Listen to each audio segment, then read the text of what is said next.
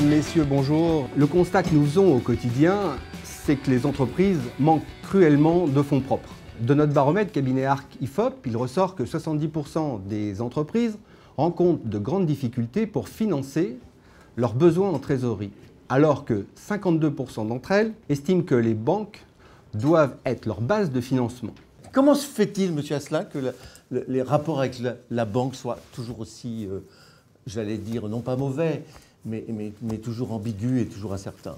Ce qui est compliqué, c'est de voir l'évolution aussi des banques. On est en train un petit peu de connaître voilà, cette déstructuration du lien social qui existait entre le banquier, qui connaissait le tissu territorial, et l'entrepreneur qui, lui, connaissait bien son banquier, parce qu'il le voyait depuis pas mal d'années. Vous imaginez l'entreprise qui rencontre quelques difficultés. Alors elle va tout droit vers le dépôt de bilan, parce que le désengagement des assureurs crédits, vous y ajoutez la frilosité du banquier, et puis au final, on vous envoie vers la filiale d'affacturage, et le coût de l'affacturage vient trop souvent aspirer la marge des entreprises.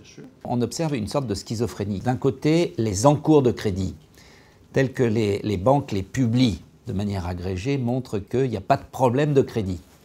Et puis de l'autre côté, les PME, TPE, PME se plaignent amèrement de leurs difficultés à obtenir des encours de crédit. On ne peut soutenir le secteur marchand que si on développe un environnement économique et réglementaire et normatif, etc., favorable au soutien du secteur marchand. Donc déjà, parlons positivement de la valeur travail. Deuxièmement, encourageons la prise de risque plutôt que de la sanctionner. Et puis troisième point, ça c'est un petit peu plus difficile à vendre, il faut accepter dans le domaine social, eh bien peut-être un petit peu moins de sécurité pour retrouver la liberté.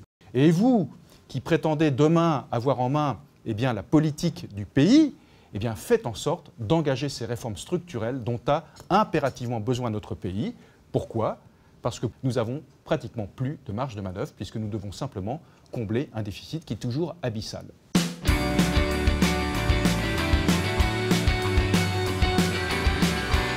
Le point fort, c'est la nécessité de fournir aux PME françaises, et la présence du président de la CGPME l'a démontré, un environnement fiscal, social, réglementaire qui soit meilleur, qui nous rapproche de nos principaux partenaires.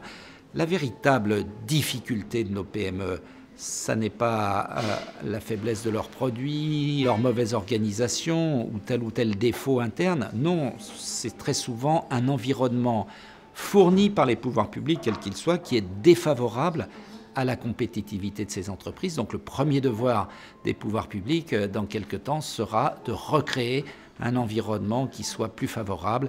Et à ce prix, je crois que les PME françaises ont encore un bel avenir.